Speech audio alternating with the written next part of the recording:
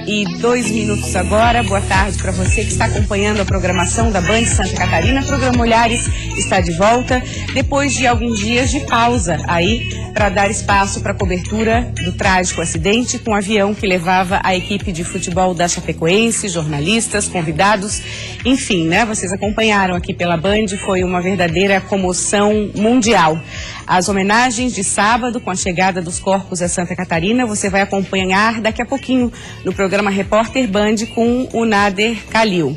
Um dos assuntos que esse triste acontecimento trouxe foi a questão dos procedimentos de segurança dos passageiros nos voos. É o assunto que a gente começa o programa de hoje com o nosso convidado, Ademir Siqueira Viana, professor de Ciências Aeronáuticas da Unisul. Um prazer tê-lo aqui. Obrigada por ter aceito aí o nosso convite, professor. O prazer é todo meu. Falar de um assunto de segurança aeronáutica é sempre muito interessante. Quando a gente fala na questão específica de segurança dos passageiros, né? São aqueles famosos folhetos que estão no bolso das poltronas. Existe também a demonstração prática por parte dos comissários, das aeromoças, mas o que a gente tem visto, que a gente pode colocar, é que as pessoas nem sempre prestam atenção. Os próprios comissários falam, né, que nesse momento as pessoas estão ou no telefone celular, ou conversando, ou lendo uma outra coisa. O senhor acredita que depois desse trágico acidente a percepção vai mudar? Esperamos que sim, mas eu acredito que um incidente só não seja suficiente. Vocês, formadores de opinião, vocês poderiam trabalhar também um pouco mais essa questão, como você está fazendo hoje. Para aprofundar mais esse assunto. Para introjetar mais nas pessoas do que isso quer dizer, né? Porque tem vamos ver o que os pontos críticos aí numa situação dessa. A despressurização. Quando cai a máscara, né? Se, dependendo da altitude, a 40 mil pés, você perde a consciência em 30 segundos. E perdeu a consciência, você está morto. Já perde a ação. Está morto, né? A outra parte é, no caso do acidente, que a posição o mais fetal possível, né? Inclusive, o comissário e a aeromoça que sobreviveram teriam dito que foi em função de terem feito essa posição, né? Teriam, mas também eu já ouvi, há controvérsias, né? Hoje mesmo eu ouvi que não foi dado nenhum alerta que o avião ia cair, né? Então o avião, ninguém se preparou. Que foi no susto, né? Ainda estão fazendo as investigações. Essas posições, né, são fundamentais porque foram feitos testes, refeitos N vezes e provam que minimizam esse impacto, é isso? E também tem um cidadão chamado Sir Isaac Newton, que criou 3 leis, né?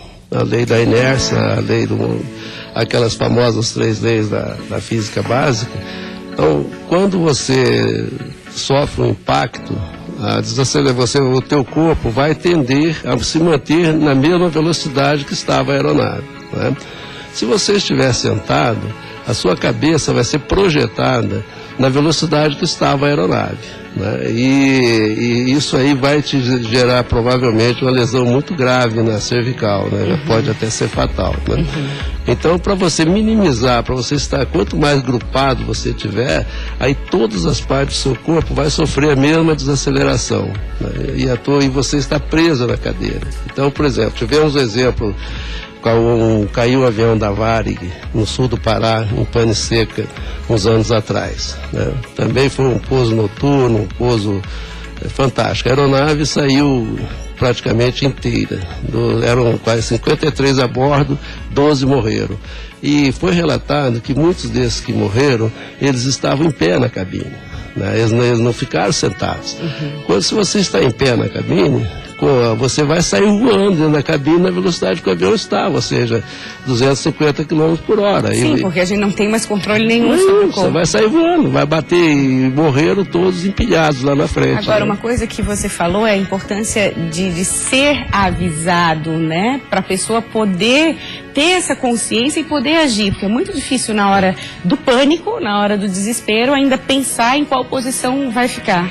A consciência, que a gente chama consciência situacional, né? Então, se você adota todas essas medidas e você minimiza a possibilidade de você, por exemplo, sofrer uma lesão de coluna, ou você ficar inconsciente, você tem alguma chance de estar, digamos assim, inteiro, né?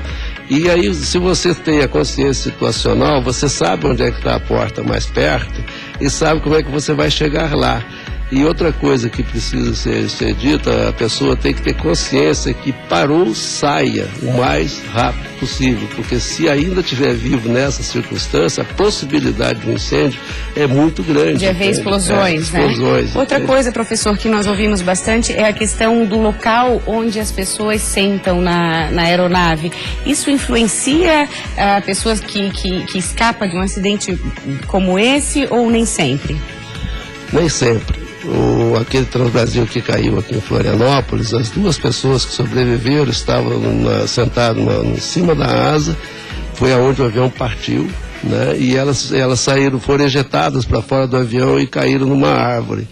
E foram as duas únicas que sobreviveram, né? Então, eu acho que depende de alguém lá em cima, que vai dizer se é tua hora ou não é, porque...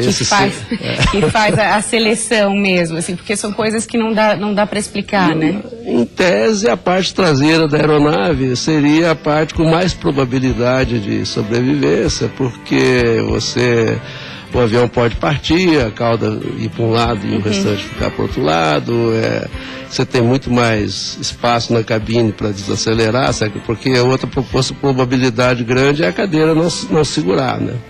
Ou seja, dependendo do impacto, você sai junto com a cadeira, né? Professor, vamos falar um pouquinho da sua experiência, né? Foram 42 anos de voo pela aeronáutica, e nós estávamos conversando um pouquinho antes do programa sobre essa questão da grande evolução, né? O senhor era piloto numa época muito com a segurança não só dos passageiros como de vocês também, né? É muito precária. Qual que é o contraponto que a gente tem hoje? Como é que o senhor avalia essa evolução? Não tem nenhum, é quase que incomparável, né? Um avião da Segunda Guerra, a forma como eles eram homologados, era muito diferente do que é hoje. E os aviões hoje são seguros graças aos acidentes do passado, em grande parte, né? Essas investigações que foram feitas foram tornando o avião cada vez mais seguro, né? E eu peguei uma aviação na década de 60, 70, que ainda foi um resquício da Segunda Guerra Mundial. Então eram aviões obsoletos. O tráfego aéreo no Brasil era muito precário. No Brasil não tinha nenhum radar na década de 60, não tinha nenhum radar, né? Então você chegar no terminal do Rio era complicado.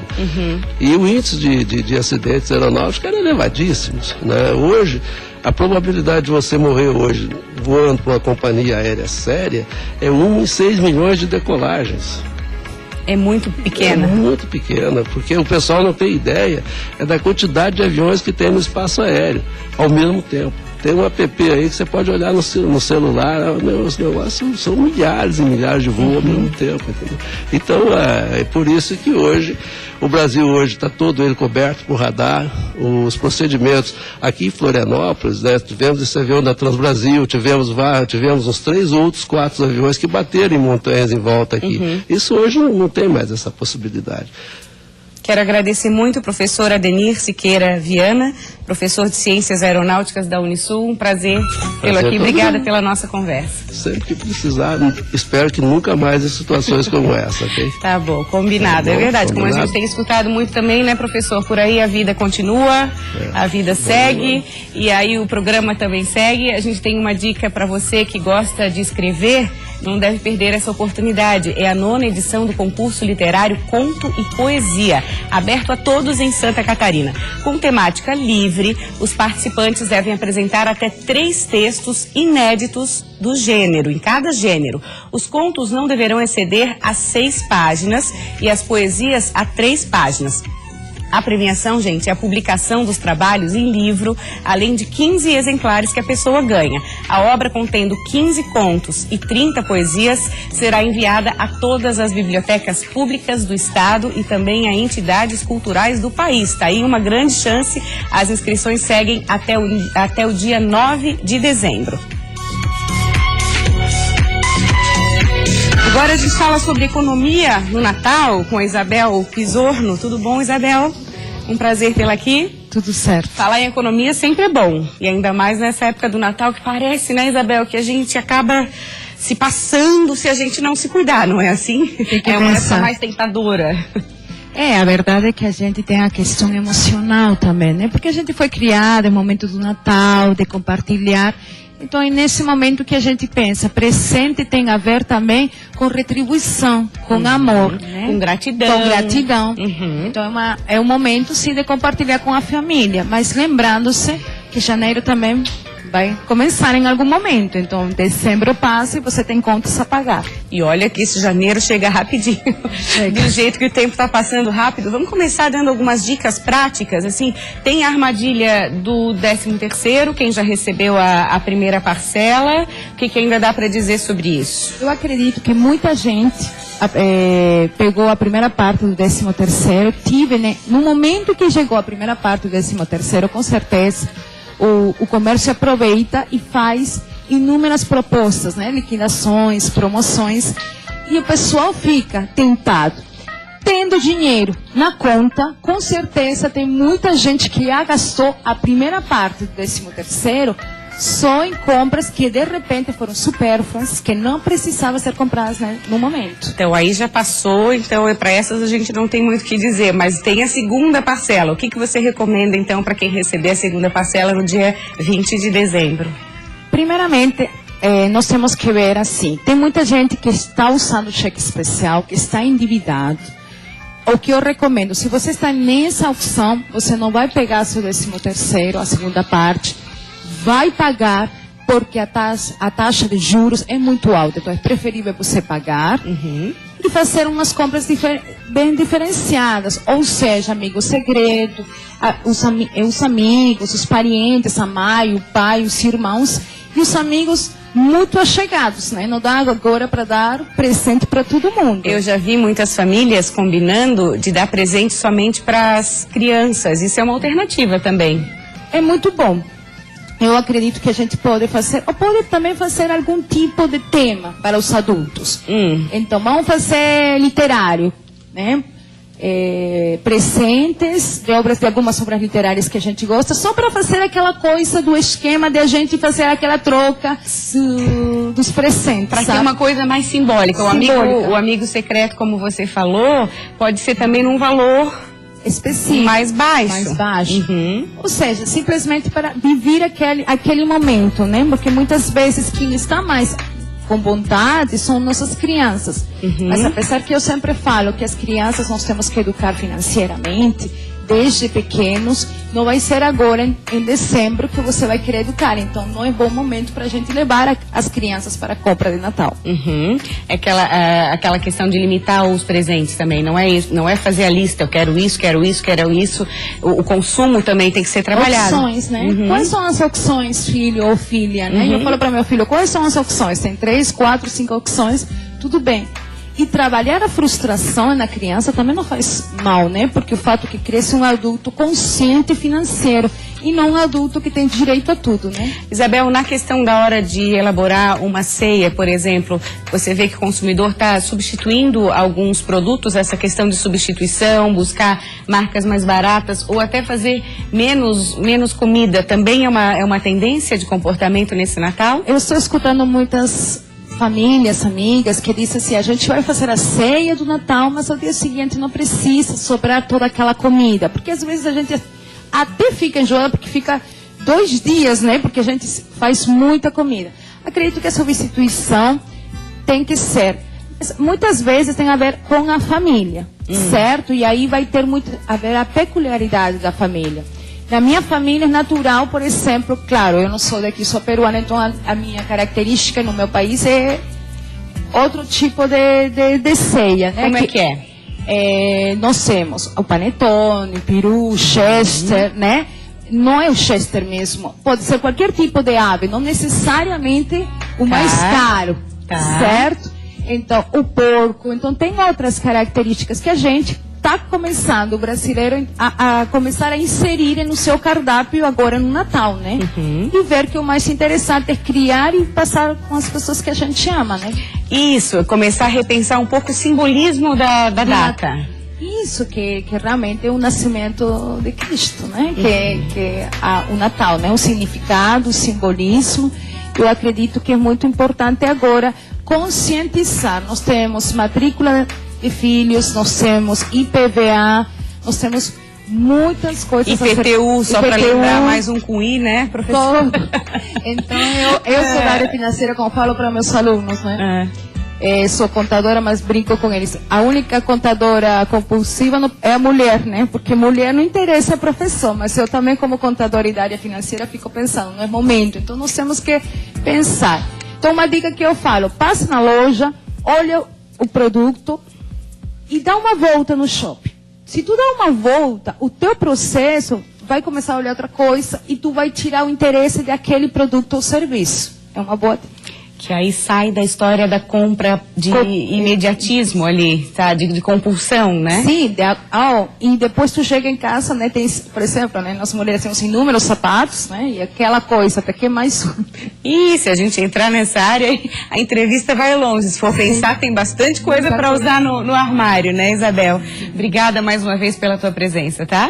Muito obrigada. A gente faz um rápido intervalo a seguir. Você que costuma exagerar aí na cozinha, quando a receita pede sal a gosto, sabe? A gente fica em dúvida da história sal a gosto, mas qual é a quantidade certa, né? Uma nutricionista vai nos falar tudo sobre a quantidade exata que nós devemos consumir e também as substituições mais saudáveis que a gente pode colocar em prática. Até já!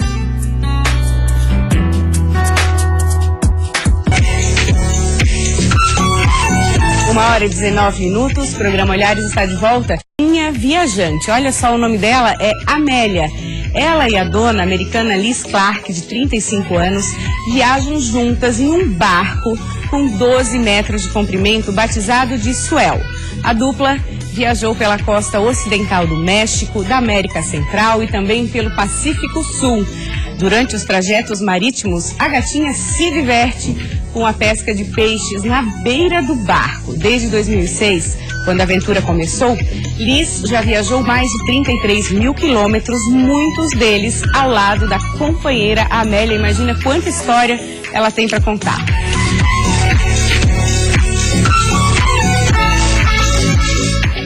E por falar em mar, quero saber se você viu esse bichinho inusitado que foi descoberto no fundo do mar. É um molusco, gente, conhecido como Róssia pacífica. Ele foi descoberto por cientistas a bordo de um navio de investigação que explora o Oceano Pacífico. A criatura de cor roxa foi localizada entre o Japão e o sudeste da Califórnia, nos Estados Unidos, a 900 metros de profundidade. De olhos grandes, essa espécie que era desconhecida parece uma mistura entre um polvo e uma lula. O molusco liberta uma espécie de muco e costuma estar camuflado entre os sedimentos marinhos para capturar camarões e peixes pequenos. Até parece feito de plástico, assim, um bonequinho de desenho, né? Vamos continuar a nossa entrevista. Deixa eu dar as boas-vindas para Camille Reinert, nutricionista. Um prazer tê-la aqui, tudo bom? Tudo bom, obrigada. O nosso assunto hoje é sal, e aí eu começo perguntando da questão do sal a gosto, que a gente vê em tantas receitas. Esse sal a gosto, claro, é ao meu gosto, se eu quero mais salgado, menos salgado. Mas aí é uma armadilha, né? Porque não está dizendo a quantidade e a tendência é sempre exagerar, não é assim? Isso, a gente tem que cuidar muito com o nosso paladar, né? O nosso paladar, ele tem sido influenciado muito pelos aditivos químicos dos produtos industrializados e acaba que a gente sempre quer colocar um pouquinho a mais. E quanto o ideal deveria ser a gente sentir mais o gosto do alimento, o alimento puro, íntegro, e não tanto do sal, né? Porque o sal vai mascarar esse sabor, é isso? Acaba mascarando. E aí tem a ver com o paladar, como você disse, desde pequeno acaba comendo muita coisa salgada e se acostuma, com o sal em exagero. Então, nessa hora, né, que a gente está lá preparando uma receita, o sal a gosto, que quantidade colocar, Camille? Tem uma indicada? O ideal é que a média de consumo de sal seja de 5 gramas por dia por pessoa. Isso por causa do sódio, necessariamente, que o ideal é que seja 2 gramas. Então, tem 5 gramas de sal e tenho 2 gramas de sódio. Só que se a gente começar a prestar atenção nos produtos industrializados, temperos prontos, qualquer caixinha, até em bolachas doces, a gente tem uma quantidade de sódio bem alta. É aquela história que eu já vi muita gente dizer, não estou mais comendo sal, mas aí é o sal adicionado, porque nos produtos prontos, industrializados, tem sal e muito, tem sal. Né? É um item obrigatório nos rótulos, então a gente pode aprender a ler, pode olhar lá sódio, na porção quantos miligramas tem, lembrando que por dia o ideal é que sejam 2 gramas de sódio. Então aí a gente já consegue ter uma ideia. Então a gente já vai colocar mais sal na comida. Então assim, uma dica de ouro, por exemplo, é tirar o sal da mesa. O adicionado na salada. Não colocar, tempera a comida, serve e não precisa ter o sal na mesa. Então a história de passa o sal acabou. Acabou, isso. Tá. A gente também tem uma dica, por exemplo, de fazer um sal temperado. A gente tem que abusar dos temperos naturais. A gente tem muita coisa boa, orégano, alecrim, manjericão, salsinha, cebolinha. Então esses temperos que dão sabor à comida e a gente não precisa colocar tanto sal. O que a gente faz para misturar, para fazer esse sal diferenciado? O que pode estar fazendo?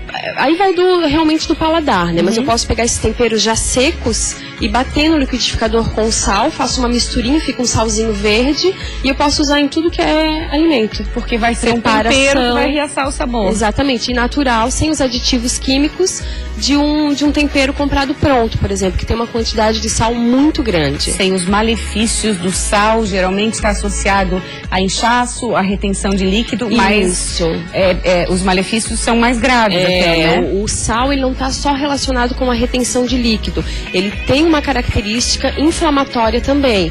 O sal, ele pode ser um desencadeante do ganho de peso, de gordura, da obesidade. Então, às vezes, a pessoa acha que desencadeou a hipertensão por causa da obesidade, e se você for estudar bem o caso, pode ser que primeiro ele desencadeou um excesso de sódio, uma hipertensão, e daí sim levou à obesidade. Então, tem que ter muito cuidado com o sódio. Pessoas que podem até apresentar dificuldade para emagrecer, por exemplo, pode ser essa questão do sal que está de vilão na história. Pode ser sim, pode ser sim, com certeza. Camille, fala-se muito hoje no sal rosa, né? No sal rosa do Himalaia. Vale essa substituição ou é a mesma coisa? Sim, ele tem um preço mais caro, né? Então a gente tem que avaliar se vale mesmo essa troca. A gente tem o nosso sal iodado, que é um sal bom. Eu acho que a gente tem que aprender a controlar a quantidade mesmo. A gente tem que aprender a cuidar do nosso paladar. Se você tem condições, ótimo, ele tem alguns outros micronutrientes importantes, legais, ou você pode fazer essa mistura, pode intercalar com esse sal verde que a gente falou. O mais importante na alimentação mesmo é a variedade. Essa mistura, pode ser tanto essa mistura quanto um outro tempero que a pessoa goste também. Isso. Tá, essa questão do sal, eu acho que é legal a gente falar também que produtos doces, você estava falando, apresentam sal. Sim, então a é gente importante tem ler o rótulo. As pessoas muito. estão mudando o comportamento, você acredita? Eu acho que sim, eu acho que a gente já está aprendendo mais a ler rótulos, as pessoas já estão mais interessadas, a gente ainda tem que melhorar um pouco a nossa legislação de rótulos, mas de qualquer maneira o sódio está lá em todos os rótulos, obrigatoriamente. Então tem muitas bolachinhas que parecem inocentes, bolachinhas de maisena, bolachinhas simples, e que a gente tem que ficar atento a esse detalhe. Essa questão do sal, você falou, é cultural, né? A importância também de cuidar da alimentação das crianças, para que esse paladar não se acostume com excesso de sal. Eu vejo crianças que, principalmente a tal da batata frita, sim. mais sal, o perigo disso, né, Camila? Isso, a recomendação hoje já é até 1 ano a alimentação da criança totalmente isenta de sal. Então a criança come comidinha insossa mesmo até 1 ano, porque ela não tem o paladar para receber, então as papilas gustativas dela estão limpinhas, e até os 2 anos com muito cuidado colocando esse sal, e a família inteira tem que se policiar, porque é nesse ambiente que a criança está crescendo. Sim, e a educação começa desde pequenininha. E essa questão que você falou do paladar é interessante, porque se você reduz, no começo pode até achar um pouco estranho, mas dá uns dias, acostuma. O nosso paladar é impressionante, ele acostuma rápido. A gente tem um exemplo do sal ou do açúcar, que a gente pode se adaptar rapidamente, sim. É só querer. É só querer. E ter força de vontade. Isso.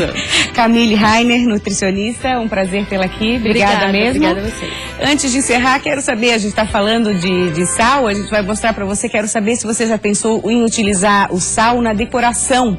Com muita criatividade, o uso do sal grosso, aí é o sal grosso, né?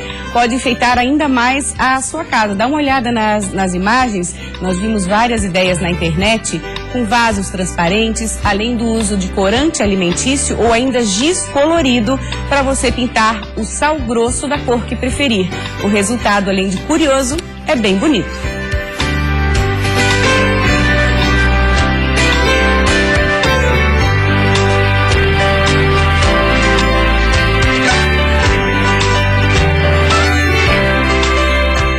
Com essa sugestão, a gente já aproveita para antecipar o tema da semana aqui no Olhares. A nossa série escolhida, nós vamos falar sobre decoração. Então, durante a semana, nós vamos te dar dicas para ambientes de casa, objetos e até gastronomia, decoração, tudo que enfeita e que muito agrada os nossos olhos. Até sexta-feira, você vai saber um pouquinho mais como dar mais charme aí à sua casa. Obrigada pela companhia. A gente volta amanhã. Fique agora com o Nader Kalil no Repórter Band. Até amanhã.